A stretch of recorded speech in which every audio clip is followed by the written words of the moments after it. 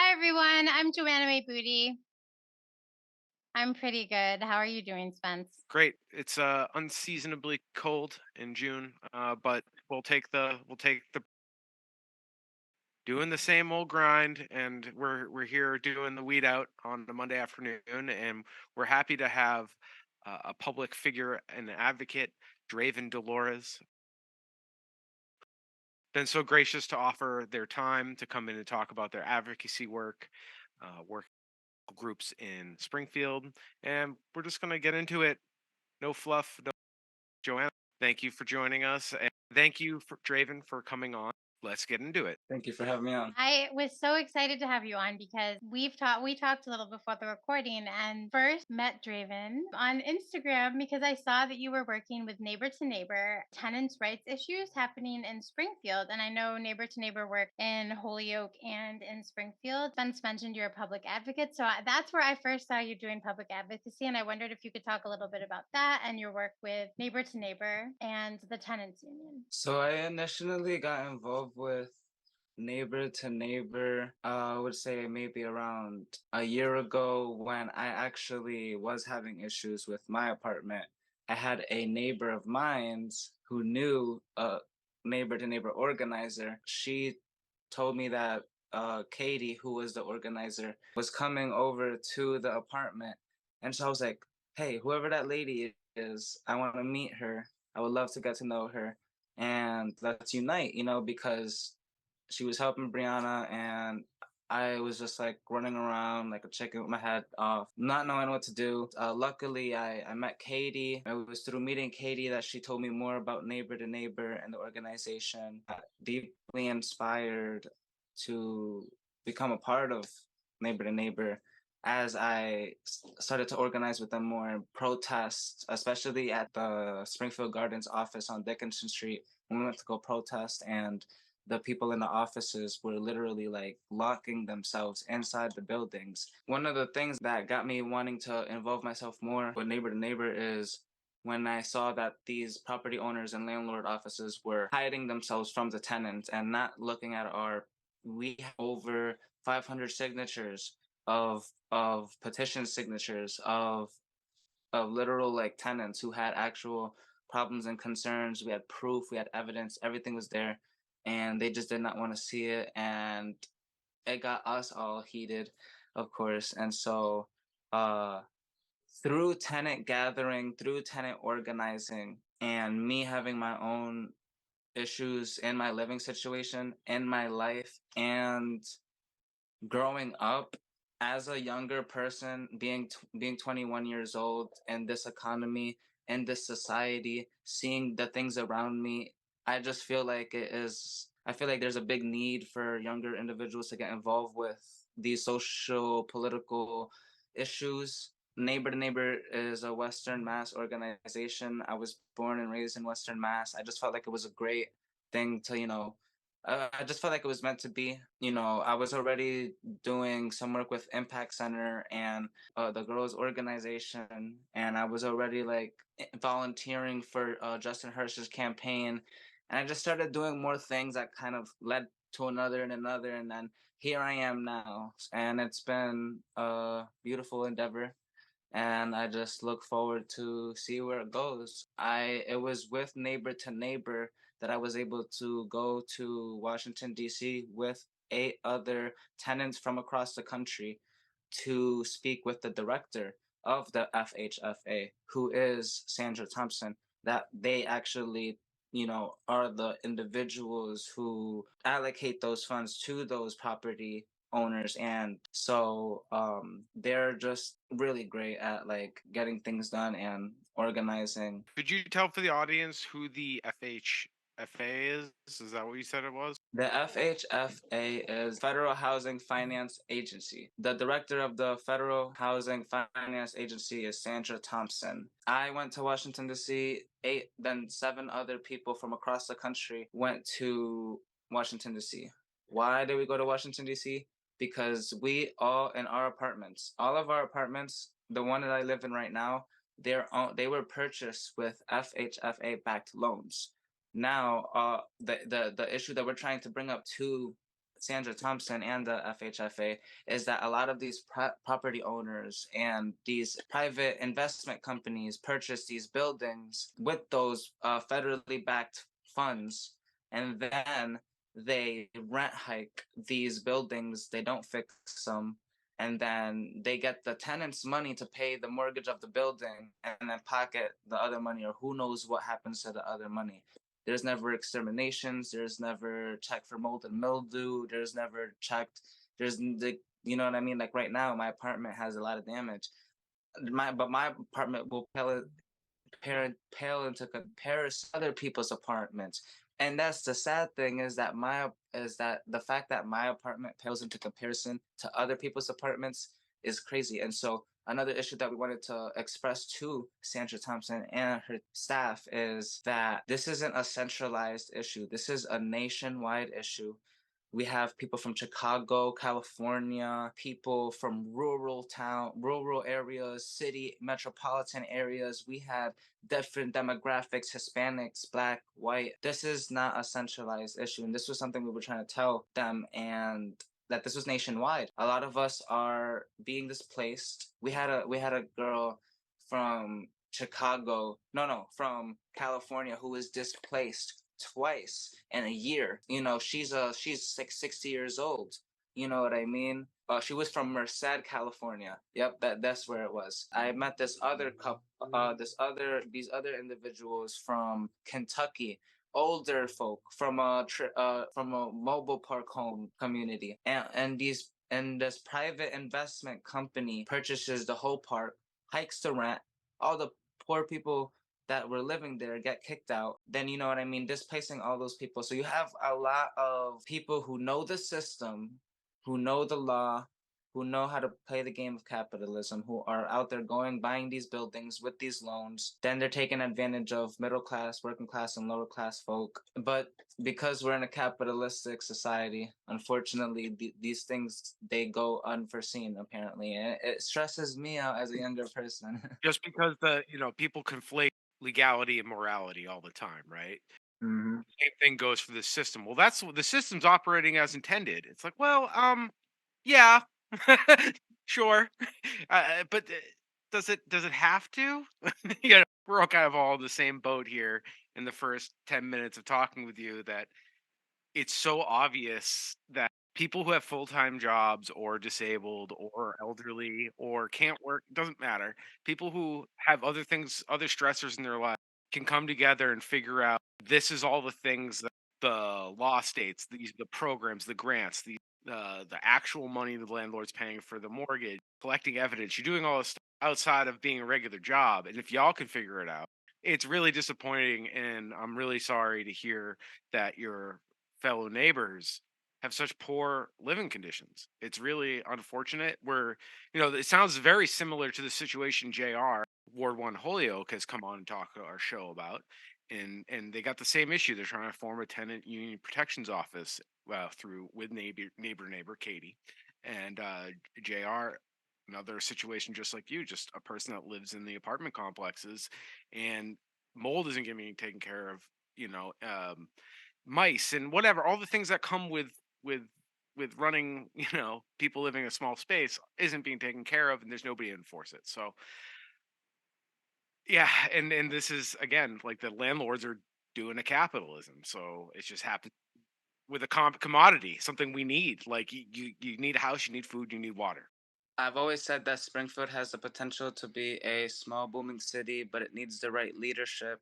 It needs the right enforcement of regulation and policy, and it needs diverse leaders. There's a gridlock control because of continuous power. You've had a mayor who's been in mayorship for 16 years, I think. Really long time. Mayor Sarno's been a long time, yeah. I was born in, this is coming from somebody born and raised in Springfield in the South End. I was born on 55 Central.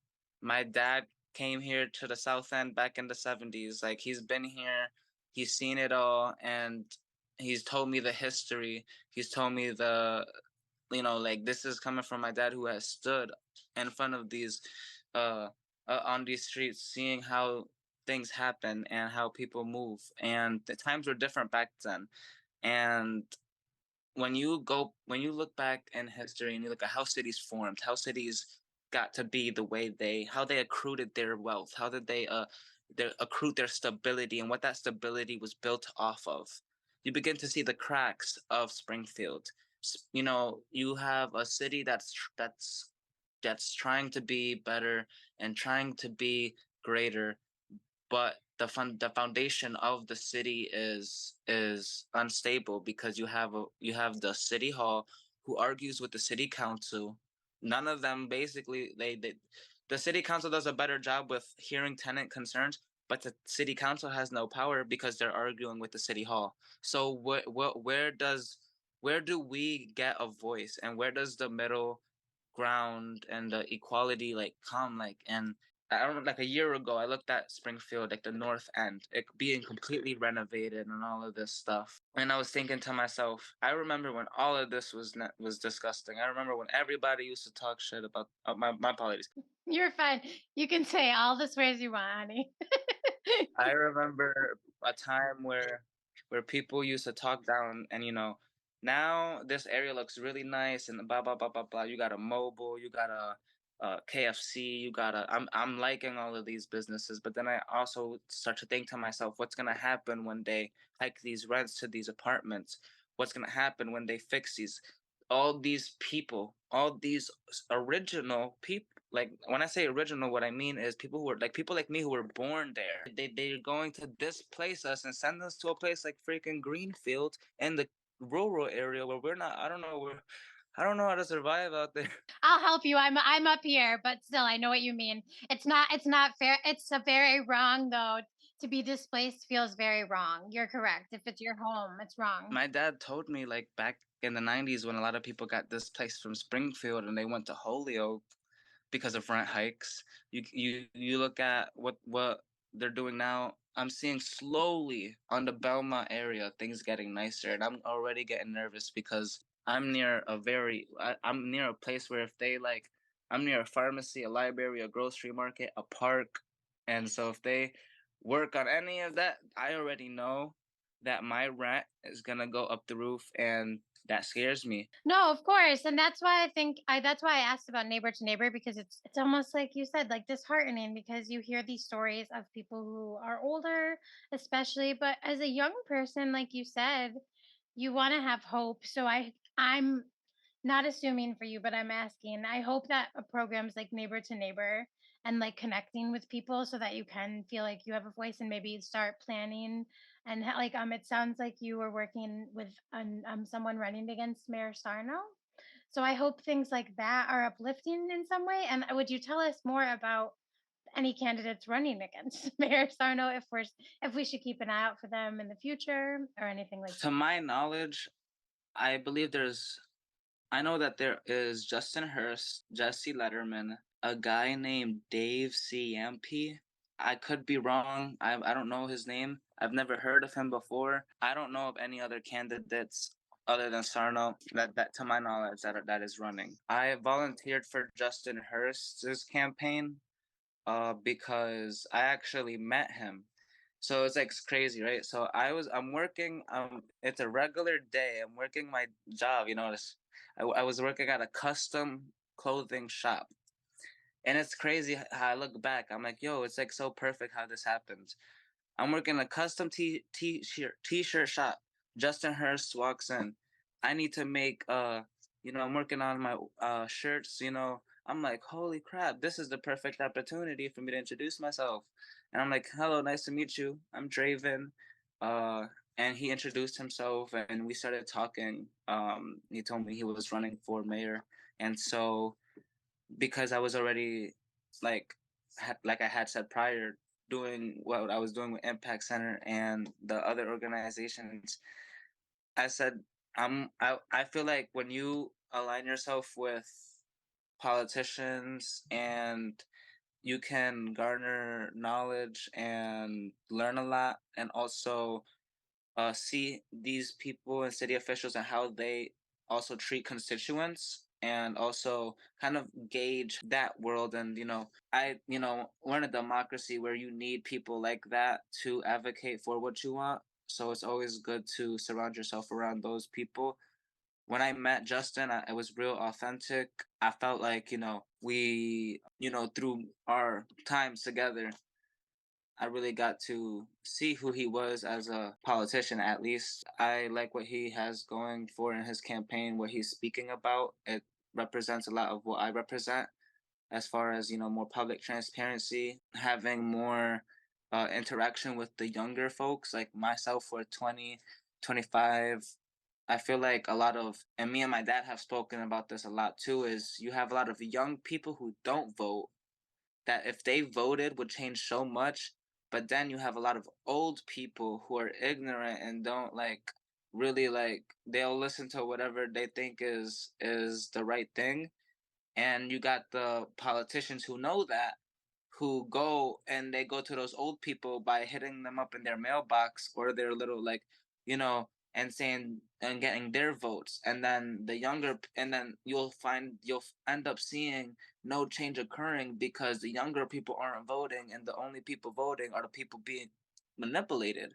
If younger people voted and more people voted, it would significantly change the results of polls, in which would change the result of laws, in which would change. But people are conditioned, unless you go out of your way to figure out how to get involved with your community. Unless, because for me, even though I'm 21 and I've done public advocacy, I'm still learning so much, and there's still so many times where I don't know what to do, or I don't know how to help somebody, and I'm like, did I fuck up because I couldn't help this person? And I gotta sit back and say I'm still learning. I'm not perfect. Yeah, but let me just I'm 40 Draven, and I have moments like that all the time. So I think that you'll definitely gain more knowledge and be great, but I think as we grow and we learn more and are open like yourself, it's so good to be able to admit that we don't have all the answers, because like you said, there are people out there that can help us if we're able to be open and connect with each other. And I just want to let the audience know, and I'll share. I had also seen a clip of you on WWLP where you talked about challenges that you faced as a young person when you were unhoused. You mentioned some really nice programs that were very helpful then. So I wondered if you'd maybe share those with our audience now too. Thankfully, because in Springfield there is a lot of resources. At the time, how I found out about the Impact Center was through my phone. I just did what any person, I feel like any person my age would do at the time. I was like 16, looking up on Google, homeless shelter, what to do here, and I found out about the Impact Center. Went, they had a shower, they literally had supplies. I cleaned myself up, started going there more.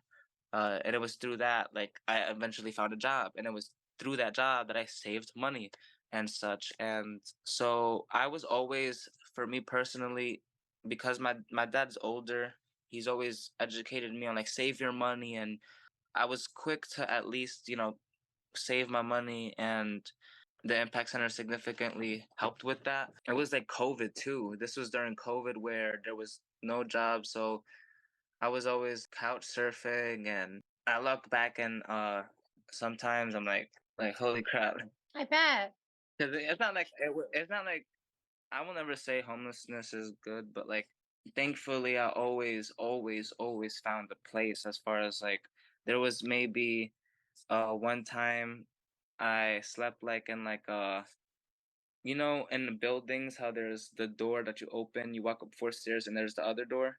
It was I stepped in one of those one time. But I would usually pay friends to sleep in their car, or I would pay my friend gas to bring me to a place that where I would go to make money, sell some shoes that I used to have, or trade something for something. At the time, I was in a relationship. I moved to New York. Then a lot of other things happened in New York. Came back. I was like, yeah, I need to get myself together. I started getting really paranoid at that time in my life, and I was just I don't want to fuck up. And so I stuck with my job. I stopped drinking. I stopped talking. I got away from women. I really focused on myself, and I connected with Mark Watkins, who was the director of the Shine program, who let me stay at the Shine program, who then helped me with finding a place through Gandara. And ever since then, it's been a blessing, truthfully, because I've been provided the stability that I needed. And then ever since then, I graduated. I got my license. I was able to like really get myself back together. And it was because somebody was able to give me that chance. When I got my place, I wanted to I wanted to meet people and let them know that there were these organizations out there, because there's a lot of people I know, especially from back in the projects, back in the ghettos, that I know, that they feel like they have no hope. And if they just speak to these people, they'll connect themselves with with the resources and opportunities they need. A lot of it has to do with like at home stuff, no, lack of structure, and which leads to ignorance, and which leads to not looking for resources. I always tell myself, like, if I can get some people around here to at least go, like, it would be great. It would be great. There's no like way to do things or to get better, because I know how that feeling is. And there were moments when I was homeless where I would tell myself things like, I'm young, I'm attractive, why is this happening to me? Like, I would tell myself, I'm such a, like, I grew up with just my dad, so I would start to think very negatively. Oh, it's because of what happened. I did not have a mom, I didn't have the right structure. Pursued through those tribulations, because I hope to never ever go back there. And I hope you never go back there. And that's why I think it's really important and so awesome that you talk about the organizations that do exist to help people. And I think that we need more resources like that person. I have a list. So there is the Hype Young Adult Employment Program embedded in the Impact Center. The project will train IC staff to use the Hype model components to help youth improve executive functioning skills, develop career plans, and access resources to maintain enrollment and employment. And then, if you want more information about that, you can contact Christina Dillon at cdillon@gandaracenter.org, or at her phone number 413-654-1566, extension 6303. There's also Westfield Family Resource Center. It's a community-based family resource program that provides evidence-based parent education programs, youth parent support groups, early childhood services, information and referral, educational support, cultural events, and other opportunities for families. If that's something that you would like as well, you can find the information about it through Amanda Lesnick at ALESNICK@gandaracenter.org. And I could also share, like, if you wanted, after we are done talking, but you're also welcome to share the name and email of any and addresses of anyone that you'd like. But we could make a list afterwards, and we could put it with this episode so that people have access to a number of the resources, even if they just want to, like you said, because sometimes we're going to go on our phone if we need something. And so if we make it nice and easy for people to get a hold of, I can add those into like I can like email you and we can add those into the episode. If you could just shout out the names of those organizations, just like list them for us, so that way, what we'll do is we'll put on the final edit of the episode. We'll have the information on our episode notes, but we'll have you saying the names of these organizations. So what I just listed now, was programs within the Gandara organization.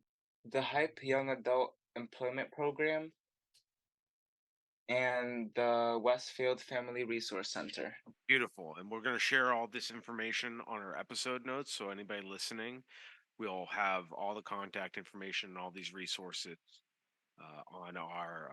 So we do episode notes on our website and also on our Substack. So it's a nice, convenient way for people to get all this information, because it is a lot of information, but it's great information. And it gave our guest Draven a lifeline and help them figure everything out and get back on track. And you seem like you're in a good place, at least the way you're talking today in this interview. You seem like you're in a really good place compared to where you were, and it wouldn't be without the community help. Absolutely. Especially me, I love my dad, but just growing up with my dad, not having my mom there, created a lot of like emotions within me. And, I for a long time was isolated in classrooms and away from like everybody. And I was the like kid in class that was like always with my headphones, listening to music and skateboarding. And people thought I was weird because I had like the rock star hair. And like I wanted to fit in, but at the same time, I didn't. And like my whole life, I just felt like the whole world was against me. And so now I just uh remind myself that what I've been through in my life, I can take them as lessons rather than to let those traumatic experiences get to me. So I try today in my everyday life now to be as positive as I can. I know that for a lot of people who sometimes you're not able to find, or not find, but I guess I don't know necessarily how to say it into words, but when you're faced with the same constant oppression or depression or you know feelings of trauma, fear, worthlessness, and you're in that all the time, it's very difficult to escape that. And so it took a lot of strength, and it took a lot of understanding that it's not my fault. And like, us as humans, we put a lot of blame on ourselves. And I just hope that when people go through things, they kind of sit back and they kind of realize like improvement. Like, it's not good to be pessimistic or self-deprecating. And that's one of the biggest things. That's one of the biggest ways I triumph, is trying to have that, is don't get sad, don't blame yourself, don't self-sabotage, don't have these manifestos. They keep you grounded. And it's okay to admit that the environment is creating a lot of this. So, like you threaded the needle when talking about your father and the realities he was facing, but yet still bore great consequences on you. Now, our stories are very different, me and you, but like I could pretty much sum up my relationship with my parents. Then it's like I don't approve of a lot of your tactics, and I wouldn't do it that way. But I also understand you were steeped in this shitty environment where we're isolated and we're not community based. And it's all about these tight nuclear families, and the people that don't have the tight nuclear families, and they have a whole uphill battle in society to deal with. Single moms, single dads. How it takes a village to raise a child, right? And we don't have villages, we don't have communities. So, and look, you had a little community help from some organizations in the community, and you're you're in a better situation than you were. It's just like the answers are so obvious to us. Exactly. Yes. Childhood trauma can affect somebody for their whole life.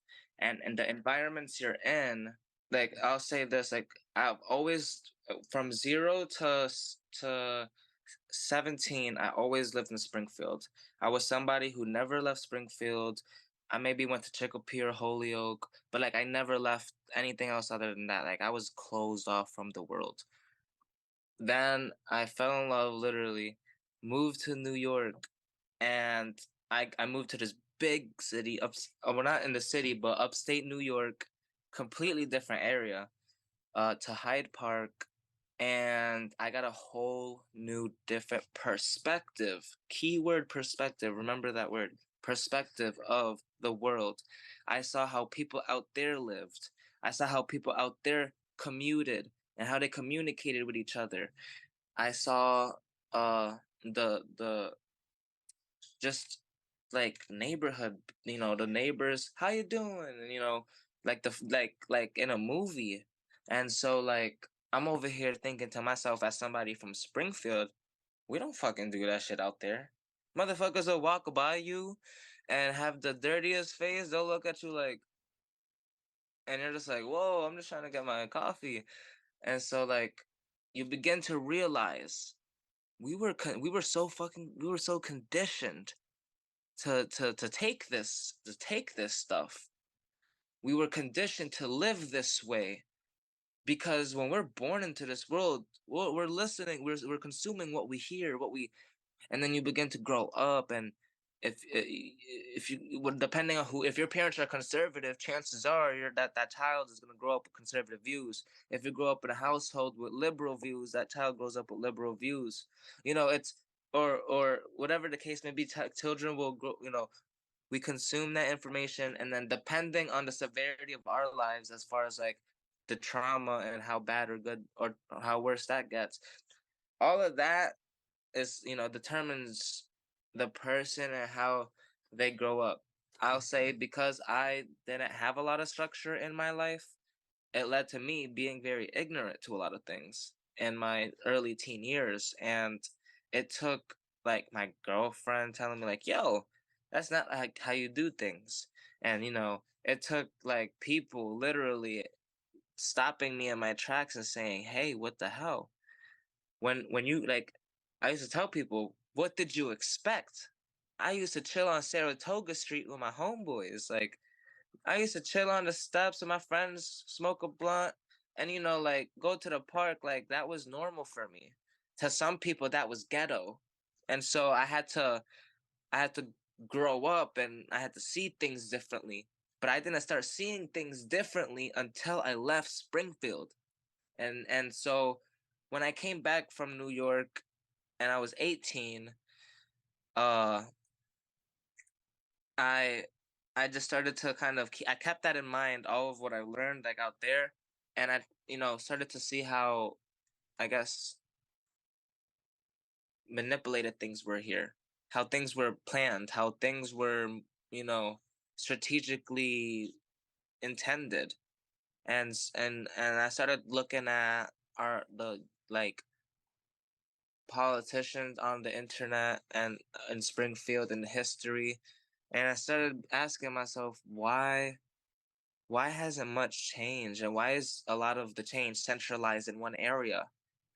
And so, you know, that's like when you like it really does when you look at our country, like yes, our city, but like our country, especially with what's going on. We're in a we're in an era where Republicans and Democrats are at each other's throats, in an era where we're in the first time in US history we may default, in the first time in history where Korea and China, or I don't know who and who, like it was like the world is changing in ways, in so many ways right now, that us as city folk, me and you, we don't really like pay attention to that because we're city folk, and like we might occasionally look it up on the international news,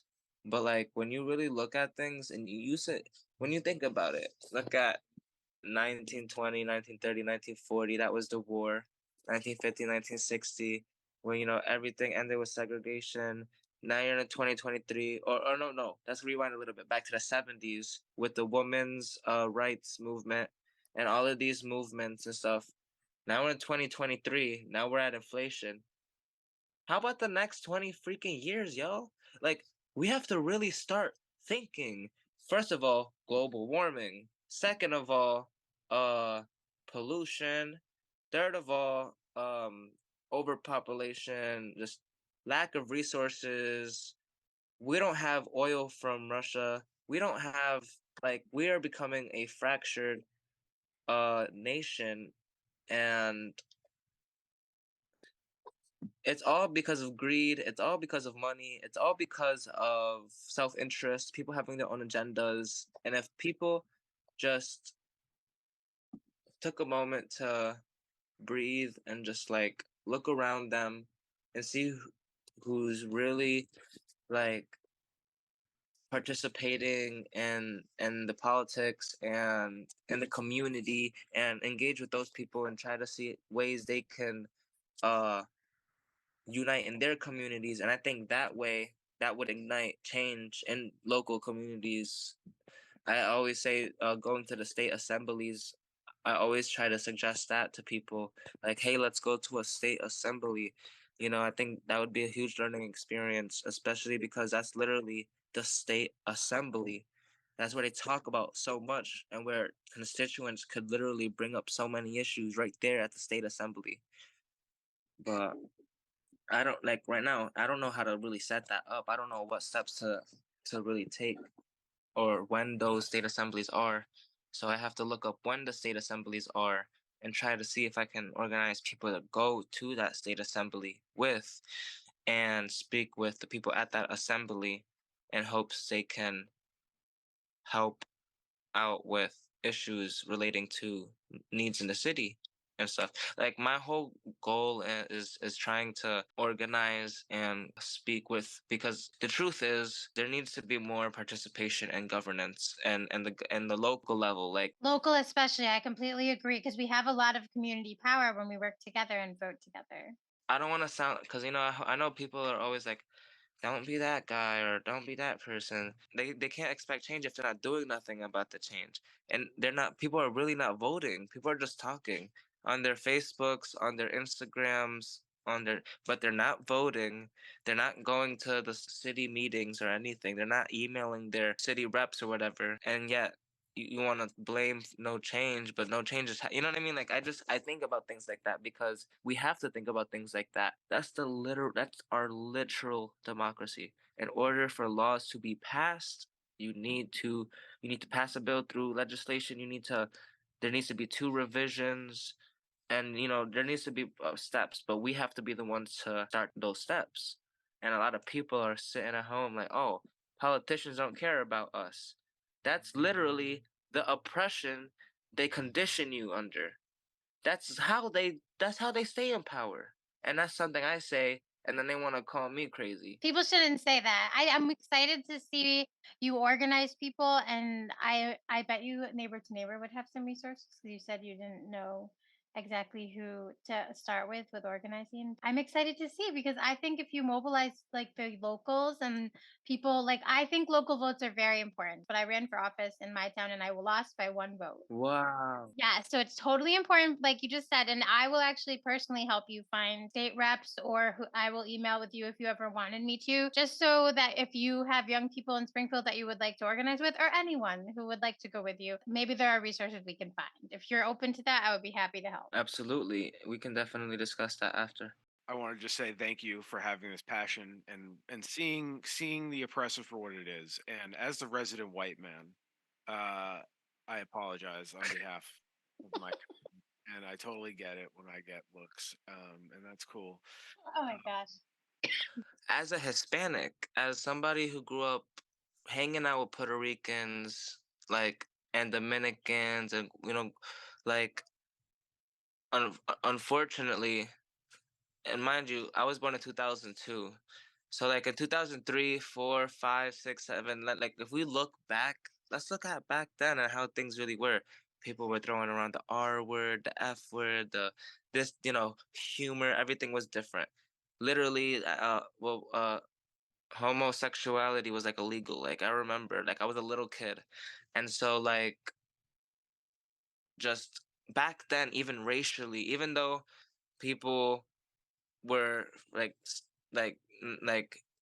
around each other of different races, I remember me being young, and the white kids staying away from me, and me going to the Puerto Ricans. And I remember this kind of, like, we would never say it, but in the cafeteria in school, you would see it.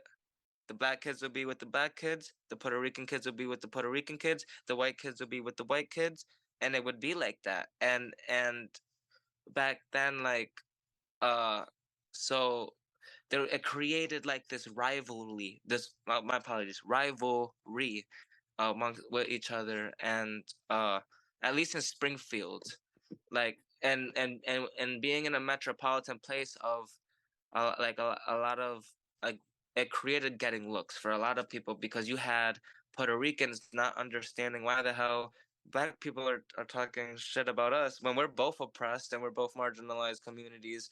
And then you had, then you had white people who would either be friends with us or be nervous to be friends with us, or would be in their own lane, or like, and or would get bullied by the black kids. And then you had Puerto Ricans who would have to step in, or the white kids would bully the black kids or whatever. So this was like real, like me being young in like second, third, fourth, fifth grade, and Rebecca Johnson. I love the school, it's a great school, but when the world was very ignorant. And my point is when there's a lot of ignorance, and I got to like fifth grade, and I started to see like a lot of people, like you have to, like, I don't know, like there's hate, there's racism, there's classism, there's too many people looking through the eye of person's skin color. And I'm sorry that you also got looks, because I know that people sometimes say, oh, white people, they never go through. But I know a bunch of white people who have also, like, they faced their, like I have a friend who he has ginger hair, and they always clown him. I don't know him anymore, but they used to always kind of like call him white boy, and I used to be like, yo, stop calling him that. He has a name, you know what I mean? So like I could definitely understand. When I say that, I totally mean like I'm willing to pay that tax. That's all I'm saying. Like to me, it's part of like the pleasure of not being suspected of a lot of shit. You know what I mean? Like, and not having. Anyways, what you just described in the last 10 minutes, you described white settler colonialism. Like, it colonizes the mind. And capitalism, profit. That's how these politicians are. It's the same fucking game. We just rebrand it, rebrand it, rebrand it. I'm Puerto Rican. I have brown eyes, darker hair. I'm lighter skinned. Uh, my nephew is darker skinned. When I was growing up, I would always have this thing in myself, like, it's weird how when I go to the store with my nephew, they look at my nephew, and this is how I used to think in my head. Me and him are the same blood, same freaking blood. And we walked in together. It's not like they thought we weren't together. We walked in the store together, and for some reason they're looking at him. I could be the one stealing over here, but they're looking at him. And it was like little things like that. I started to ask myself things like, why is it? I started to realize color, and how color in society like really determined how you were perceived. And as I got older, I began to see that more, and how even within, like, unfortunately, because there's so much hatred that has been built in racism and stuff, you have, like, unfortunately, marginalized communities battling amongst themselves. You have, like, darker skinned Puerto Ricans who don't really like lighter skinned Puerto Ricans because they think the lighter skinned Puerto Ricans think they're better than the darker skinned Puerto Ricans. And then you have the lighter skinned Puerto Ricans who entertain that stereotype. And then you have like the ones who are not actually like that. And it doesn't make sense because they're all Puerto Rican, and they're only conditioned to fight because of the color thing. But what people don't realize is, you look at Dominicans, you can look at a Dominican family, they'll look different colors. They're all the same mom and dad. You know what I mean? So it's it's it's unfortunate how people really have been colonized in their mind to, I guess, kind of entertain the Eurocentric ideology that things are supposed to be a certain kind of way, and da da da da, because it has created a lot of hate. And you look at a lot of marginalized communities, and they have a lot of hierarchical, toxic hierarchical things that have been, you know what I mean? Like, I'm still on that journey to learning what that all is. I'm young, and I'm on the cusp of learning that all. I'm literally reading a book on psychology, philosophy, and logic, and I'm like, holy crap! I'm like, whoa. You're far further ahead than I was at your age. Like not. Yeah, I'm a late bloomer myself, and I'm still learning like every day, I appreciate it. and not just color stuff, just sexist shit and how like understand for example like the not all men hashtag. It's like fuck, shut up, man. Like the odds of a white man assaulting you as a woman, regardless of your race, and even worse if you're indigenous or black or dark skinned, the rate of like assault there that we know of, it's so high. So of course, like, yeah, if somebody assumed that about me and wanted to keep their distance, like at the bar or something, I can't take offense to that. The numbers just bear out. And it's also like, yeah, the white guy has been oppressing. Even the poor white guys get to go home and oppress their family because they're a king. They have a kingdom. Yes, my girlfriend, she's white, right? She's from she's from the South, right? So like, I'm like, babe, I'm like, why is it that you got some white people who live in the city, and then you got white people that live in the towns, and then you got the white people that kind of live in the trailer parks, and the white people who live in the towns and cities don't really like the white people that live in the towns, and I was just asking her these questions because like I'm a curious cat, and I'm like, and you even see within white people, because that even they come for each other. They talk shit about the people who live in mobile homes. They talk shit about the people who live in, but they're all white. You guys are, you know what I mean? So it's like everybody does it. Every race does it. There is no race that does not have a, uh, you know, uh, and it's unfortunate if we can get over that. That'd be great. Well, it's like when we have a group that might be different than us at all, like like you're saying, we other that group. So like because they're different anyway, like even if they just live on a different street than me, apparently for like if you're saying if it's just white people and like stuff like that, like it's part of the oppression that if we just fight amongst ourselves, we won't organize, we won't find community, we won't get together and decide, well, we need to work together so that the people and the systems oppressing us can end. So you're completely right. And I think the patriarchy, like Spence mentioned, like misogyny and like things like that, are still a big issue. And with Pride right now coming, like I've always been someone that loves Pride. It's just it's one of the most fun times of the year besides Halloween for personally for me.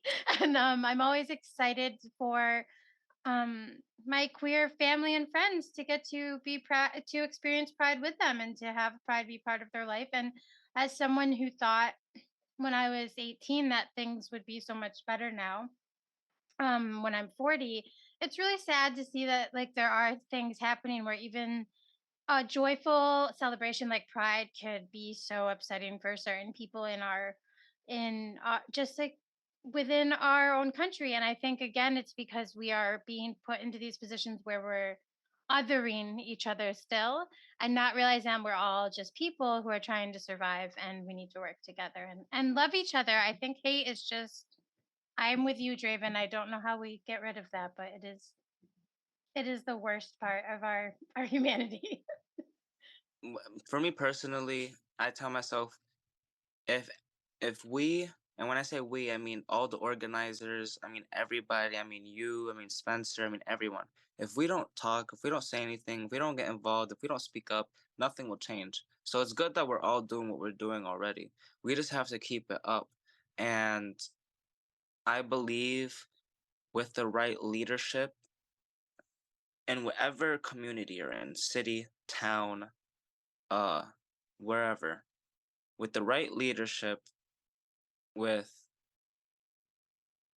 the community being involved, and and when I say community being involved, I mean when the community needs are being met, and the way that they find out how what those needs are is through means like meetings and stuff, and finding out ways to uh let people know how to, because they don't let people really know how to. uh there should be like a system where they send out like it's 2023, like there should be like a thing that emails you, come to our next state assembly here and here. There should be like a every state should have a web forum or something, or some type of email thing that lets you know what the local uh conferences are and stuff, or you know, and so that people can go, and more local engagement will ultimately lead to changes happening. The the the question is, how do we get those people to, how do we get that knowledge to those people, and how do we get those people to believe in our democracy again, restore pride in our democracy, because our democracy is fractured. And honestly, I've spoken to so many people of so many different races, of so many different classes, like like people who own homes, people who are renting, uh, and they all say the same thing: F the politicians, F voting, F doing this, F doing everything that will literally change the way that things are. But they're so conditioned to think like that because they, they're conditioned to think that way. One, because of the media. The media also has a lot of misinformation. There's a lot of misinformation on our phones. What we view on our phones subconsciously influences how we think. And if you're viewing ignorant content, you're going to reciprocate ignorant views. And I think that America is hypocritical at times because we say we're the melting pot, yet it's these moments that would literally emphasize that statement of the American dream, and you know we're the melting pot and we're the land of dreams of just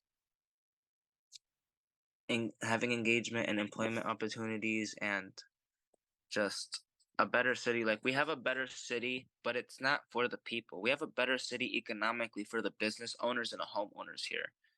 There needs to be more provision for the tenants and the constituents rather than the business owners and property owners here.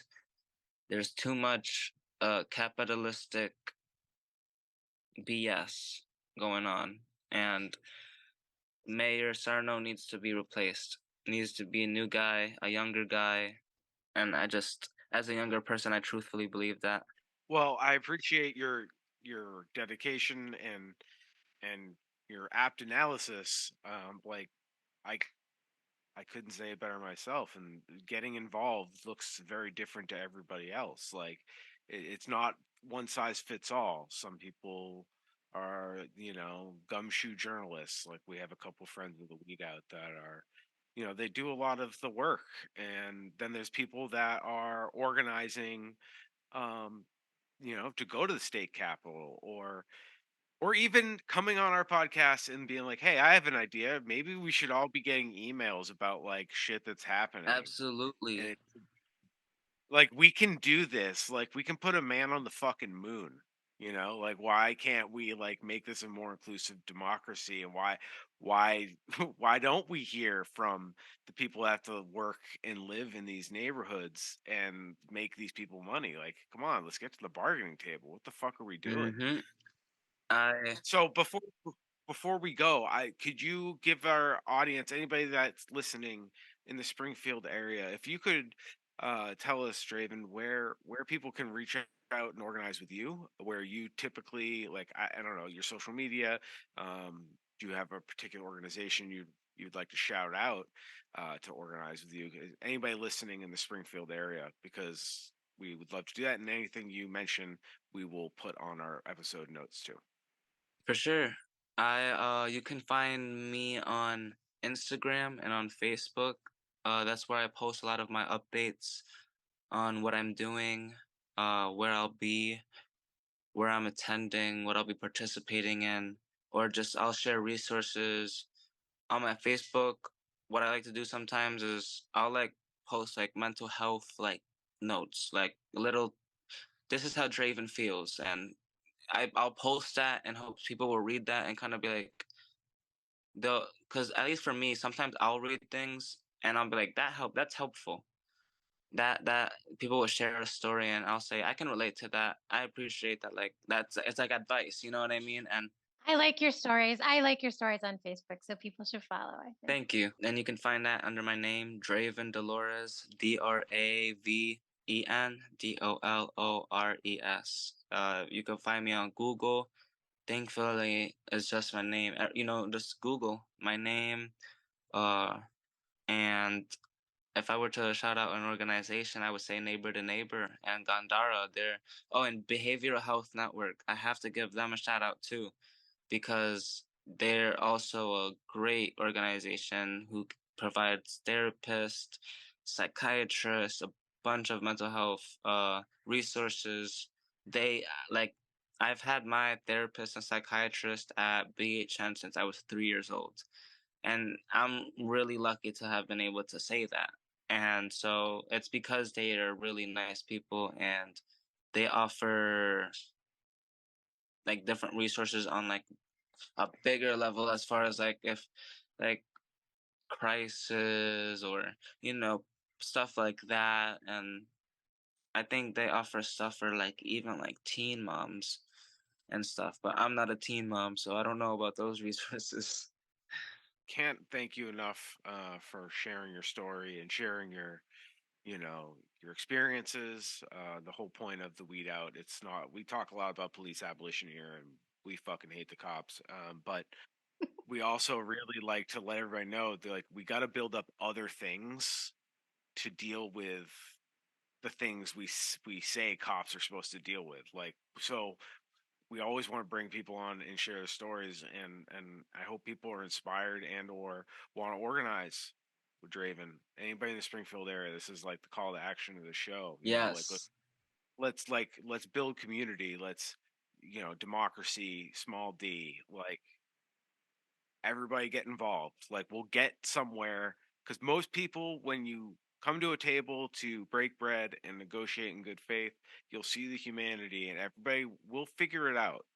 We can, but we have to encourage people to like instead of just sucking into the colonization trap uh, of politicians suck, those people over there suck, everything else is my problem.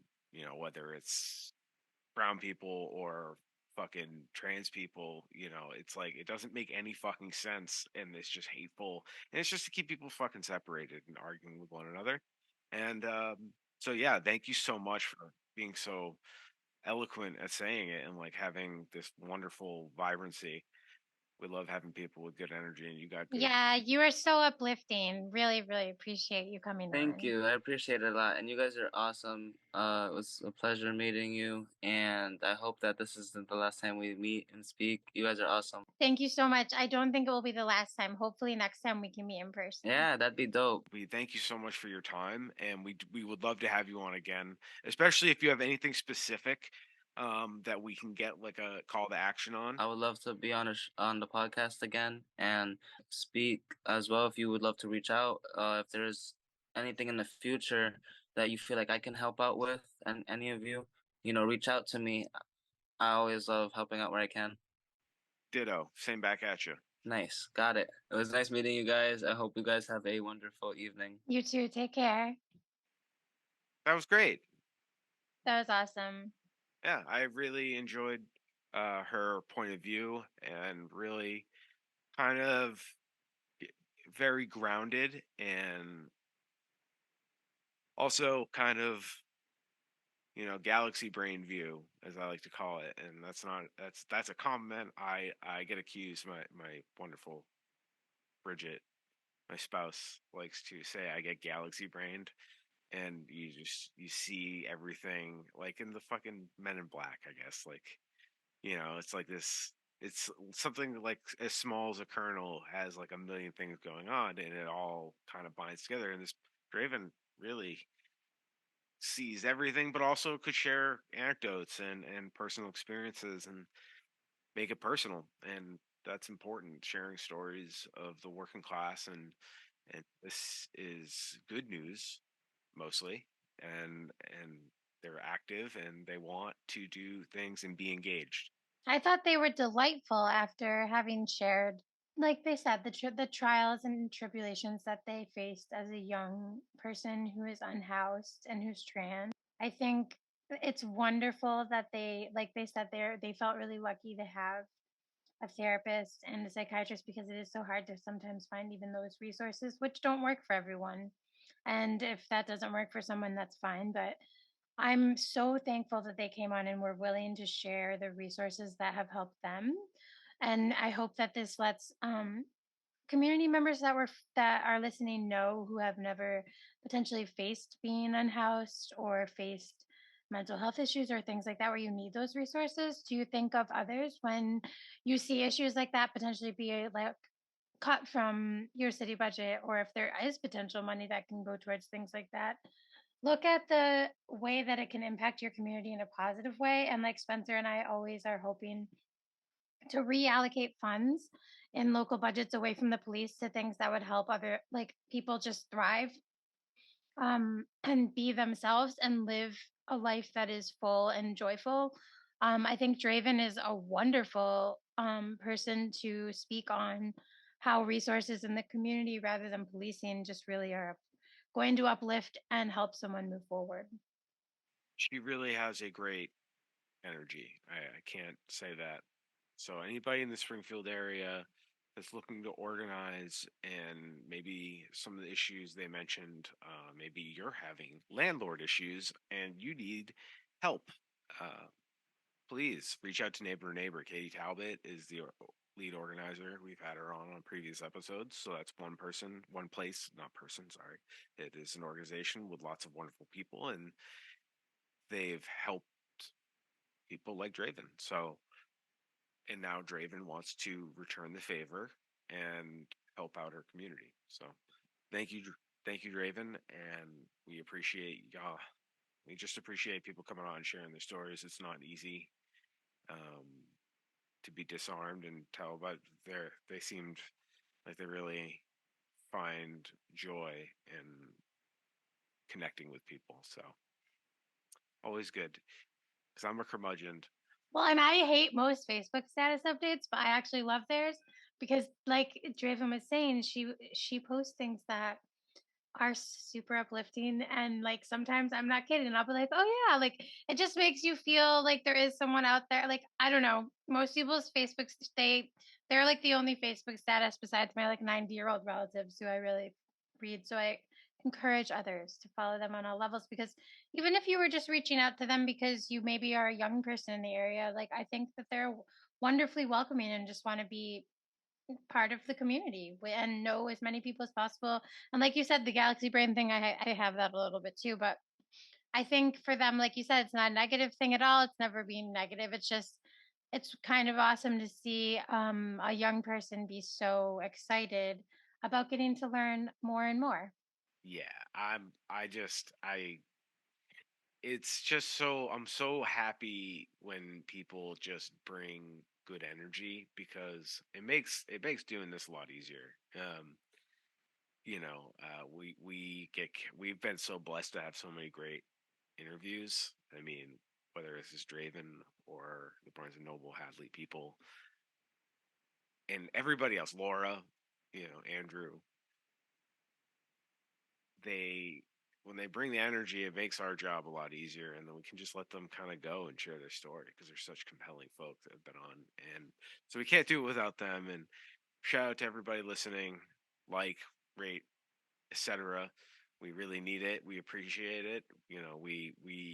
We at the Weed Out do not have any sponsorships because capitalism's kind of tough. So it's not really our bag, baby. So we could use help in the donations department. We got website fees, podcast platform fees, equipment fees, all the stuff that it's not a little amount of money, but it also takes time to put together the podcast. So if you like our podcast, feel free to um, go to our Patreon and subscribe, and just kick us a little dough. Joanna, do you have any thoughts? No, I thank you for letting people know. It would be super fantastic. We're so thankful to all the listeners for all of their support, listening, engaging. If you can give anything, that would be fantastic. $1, $10, no dollars even, and just please share and kind of boost us. But yeah, like Spence said, there are expenses.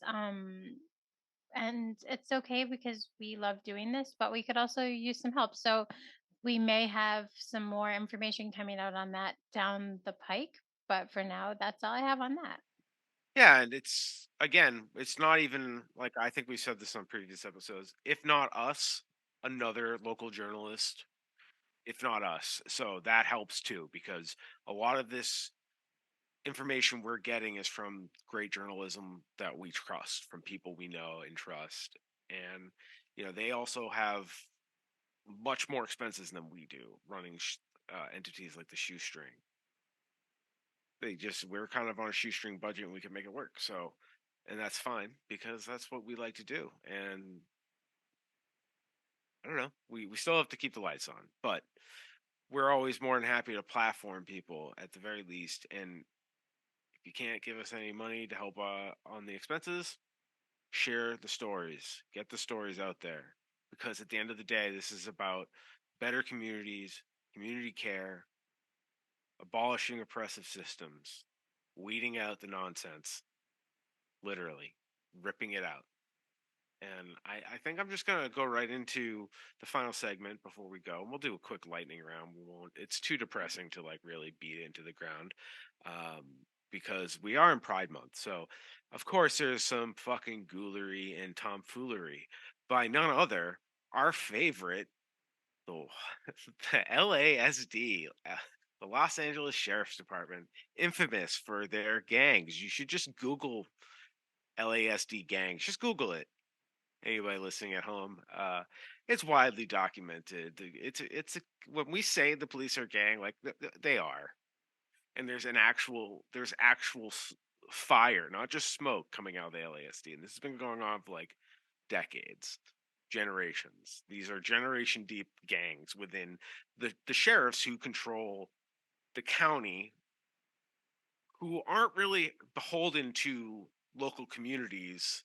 They're kind of in a nebulous middle zone where they're under state jurisdiction, which, anyways, long story short, uh, they also run the jails.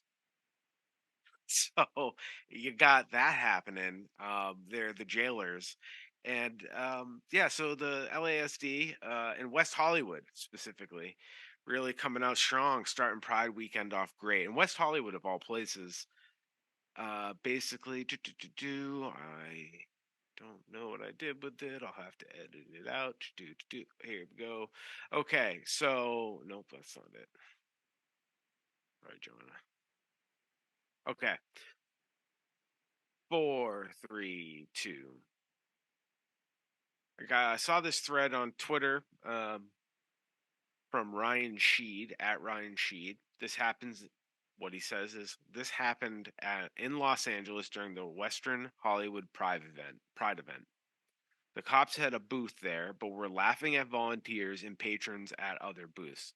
When not asked not to heckle people, the sheriffs returned and started arresting people. When the woman in the video questioned why her friend was being arrested, they reportedly tackled her and arrested her for that as well. I thought LA and California were dealing with record homelessness and crime.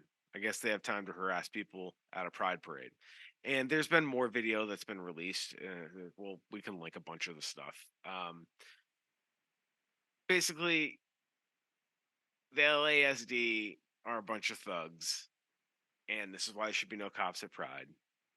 And it's really disappointing. Like like the story is not great. I don't know, Joanne. Do you have anything on the rest of the story that you want to share?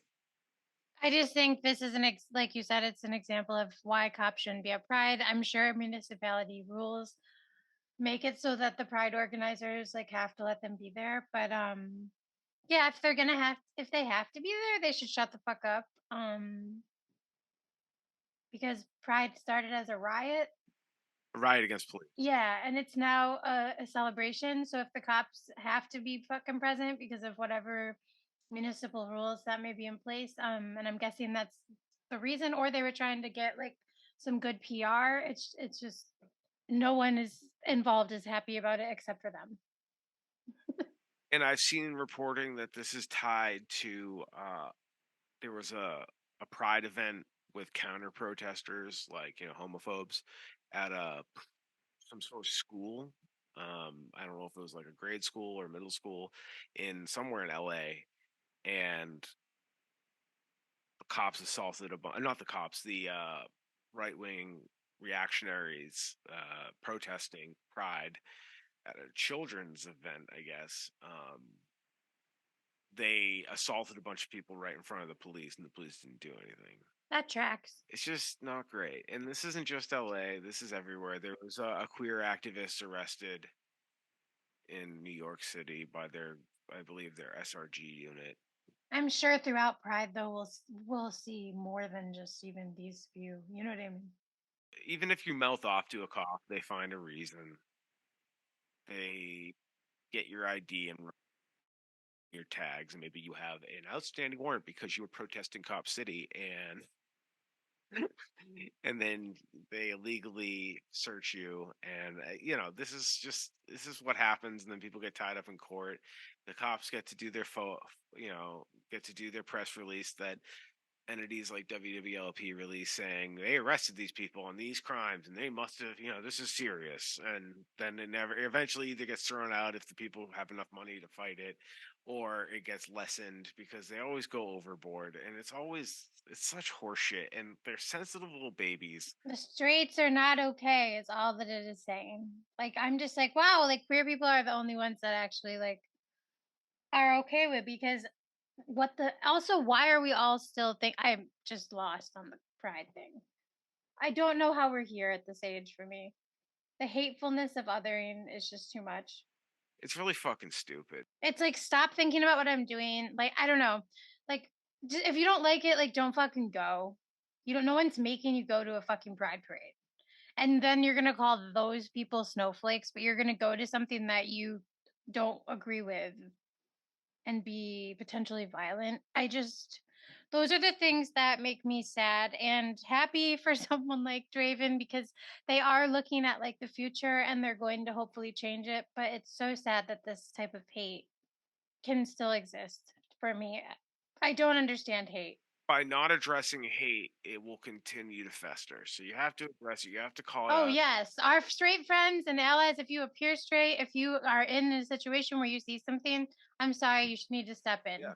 And at the very least, you need to always be talking about these absurd stories, and not in the sense of how to punish these fascists, but just like, this is unacceptable. Don't worry about the punishment. Just worry about everybody around you knowing that this shit is unacceptable. Like, you know, and you know, we need to make this, because some people are going to be hateful. I don't know what to tell you. I'm not to be a cynic. Make them uncomfortable then, though. Like, if they are willing to be hateful to make us uncomfortable, they sure as hell will not be comfortable around me. And I am a nice little like white lady, so if I can do it, anyone can. You gotta crawl back under your fucking rock. Yeah, shut the fuck up. Put a rock on yourself. Exactly. I'm not telling you can't think that. I'm not telling you can't fucking say it. But what I am telling you is, I'm gonna say you're a fucking asshole. They can speak freely, and then I would encourage, if someone speaks freely and with hate, I would encourage anyone who feels safe, who appears straight and can speak up for themselves, who can speak, please do, because these people they should not be allowed to feel comfortable with the types of things and a type of hate that they're spewing. Let's remind everybody at home just a quick Pride history. I'm sure everybody that listens knows. I presume, because this is basic Pride knowledge. The reason there was a Pride exists, it was against oppressive cops. Period. Not, cops were taking the side of bigots and helping them out. most of these cops are probably off fucking duty if they weren't dressed as cops. Like the same shit is happening today. It's the same thing, and we need to make it uncomfortable. We need to abolish these police. I'm sorry, like guys, we're not left wing lunatics when it comes to this. It's just a And not just the cops. Like if you're like with someone and your spouse like talks like this, or you hear someone of your friends, like I don't even care if it's, yes, Pride started as a riot against the police. Now it's a celebration of people's joy that they get to be open and not out of, and like not living in fear and in the closet. And if people think that they're going to drive people to doing that again, they're completely wrong. They'll have to get through me, and I'm strong, so it's not happening. And I would encourage everyone else to stand up to this type of hate. And it's really just degrading to our own, like people like who would argue against homosexuality or being queer or anything that falls under the umbrella of Pride are the type of people who would also potentially all think that like freedom and liberty is super important, and that is so crazy to me. one way to sell this to people that I've found is effective, and what really made it effective to me is things like homophobia, transphobia, not wanting to help people that are in crisis with housing or medical attention, not dealing with that, avoiding it. It doesn't make the problem go away, right? And it's a feature of sabotage to class solidarity. It's to sabotage class. It ultimately sabotages class solidarity. And like Draven kept going back to, there are bigger things, and we have to figure it out. So that means within the Puerto Rican community, within this community, within that community, colorism's got to go too. Like we got to figure this the fuck out. We're all getting fucked, and you brought up like it's the basic concept of fascism, othering people, make them the fucking scapegoat. It's narcissism. It's the same thing that happens to the black sheep in the family. Like all like these tales are as old as time. So Beauty and the Beast. right, sure. Is that a narcissistic allegory? I don't know, but whenever any Tale as Old as Time is one of those songs, this is just with the audience, or you can cut it, that bores its way into my head when I hear it and stays there forever. Fair. And you just said the like Tale as Old as Time phrase and then Beauty and the Beast. And I was brought up on Disney. They're super gay, apparently. according to the Onion, everybody, only Bob Iger is quoted as saying his beef with Pride Week or Pride Month is that they own the copyright to gay, so other people use them. Oh You can man. support Pride otherwise, but they're using our property. It's just like, Good. okay, wow, wow. Wow, wow, wee wow, indeed. Yeah. But anyways, like again, so just to wrap this all up, like when people say that trans people, gay people are groomers, right? If we're worried about groomers, like why aren't there cops outside the fucking Catholic Church? Every church in America and all of the cults included. You starting with youth pastors. Youth pastors at any level, not just Catholic, like every religion. And there are so many documentaries right now, Shiny Happy People, the Hillsong documentary. I mean, it's like every year we find a new cult that's like sexually abusing someone. Or SROs, school resource officers, as we've talked Yeah, about. cops out of schools. Nope. The rate of all, and it's always white bros giving me a fucking bad name, and I gotta, it's one of those things in the court of public opinion. Prove it otherwise, bro. We're not taking the chance with you, and I get it. I don't feel safe. That's my confession to the audience, people. Like, yeah, no. Like a football stadium, I don't feel 100% confident that this can't go sideways. Like, it could go sideways. It could. Conflicting opinions in the crowd, and some of those blue line fascists are scary as fuck, especially when they feel like they have numbers. So yeah, you won't catch me dead at a fucking 100,000 person stadium in the Midwest. You just fucking won't. I'll watch it on TV from a safe distance. Actually, no, I don't watch college football. Fuck that. That's a little too much information for the crowd. Yeah, derailed. Anyways, it was great to have Draven on. Unfortunately, that we had to end on Gooler and Tomfoolery. It is Pride Month, and we have to call out the cross section, the intersection of policing and liberation of our LGBTQ plus community. Period. Like these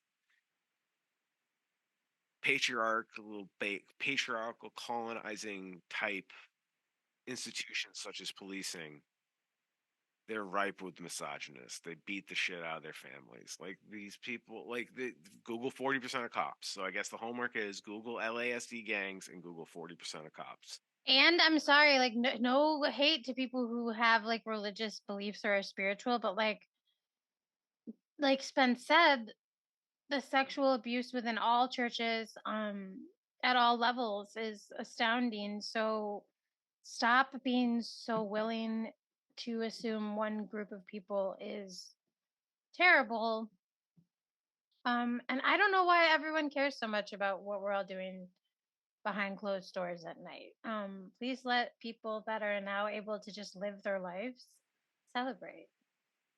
Absolutely. So happy Pride Month. Yeah, it's a good time. And family. I have lots of family that would identify as queer or gay, and I love you, and I would put my body between yours and any asshole that would say anything wrong with you or anyone I didn't know. I would do the same thing. Protect those that you love during Pride because it should be a celebration. We care so much we talk shit into a microphone too. Yeah, I would say it to someone's face though. Oh no, no, saying we're willing to broadcast it and put our name on it. Oh, yeah. Yeah, our verbal punch reaches a lot further than maybe because I don't go far. I'm not violent, but I'm just saying if you come from my queer or my gay or my however someone identifies and at this point, even if I don't know them, they're my family. Watch out. If I'm there, watch out. That's all. I'm going to protect them. And you come for any motherfucker in the working class, and the working class is big. It's most of us. Anybody that's like one paycheck away from getting fucked. I mean, my bark is enough. I'm sorry. But anyway, so that's what we give a shit about that. So thank you for Draven coming on, sharing their story. Yes, thank you so much, Draven. I love everything that you shared and that you're wanting to learn. It's just so uplifting. Again, just like after the Barnes and Noble crew, just such wonderful interviews with people that have great things that I think we might all know about what they or have the same experiences, but just great, I guess, just great stories to hear. I keep you, I don't know, it keeps me moving forward. It feels joyful. It is joyful, and I'm glad to have spent this afternoon with you, and look forward to doing it next time. Got some great stuff coming down the pipe, so please stay tuned in, everybody. Like, subscribe, follow, interact with us, hit us up with some ideas, with some tips, critiques, anything. You can find all that information on our website and on our episode notes. Thanks for tuning in, and look forward to hearing from y'all next time. Take care.